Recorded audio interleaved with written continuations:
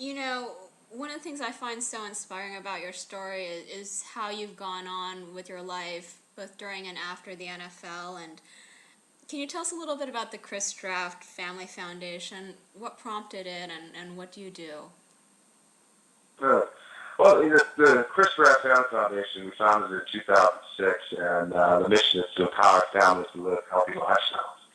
And it was actually inspired by two folks that had cancer.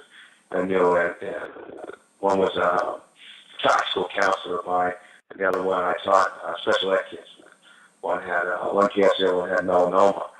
But when they were diagnosed, one of the things that was amazing was how strong they were, and not just strong from strong mentally, but they were strong physically. Both were in the best shape of their lives. They were strong mentally because they were educated and knew how to work through kind of the system. They were strong physically, and that they were taking care of their bodies and were up to date on their checkups. They were strong emotionally because they had a very strong feel of where they were at, and then had a great support system. And we looked at cancer being a motivator for putting your life in order that would give you the sense of urgency. But if you use that, by putting your life in order with these basic checks and staying in shape and all those things, it would allow you to be able to face anything. And one of those instances are, with me, is asthma, where we created the asthma team. As we looked at the space of asthma, that a lot of the issues around asthma management really come with really just proper diagnosis initially, really being accepting of the disease, not fighting it. I say I have asthma.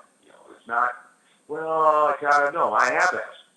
And we want young people, older folks to accept that and say it, so that you're not trying to fight against, you're not trying to fight against that part.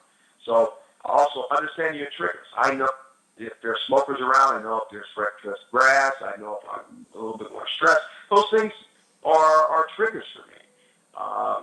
So it's important to know your triggers. And then also, it's important to know, what are the meds that you need, and have a relationship with your local provider. And then on top of that, the empowering families just of healthy lifestyles is that specific asthma. But then there's just taking care of your body, making sure you're exercising, making sure you're eating, making sure you're limiting your stress levels, and making sure you're as focused as possible. And that across the board will make you a better person.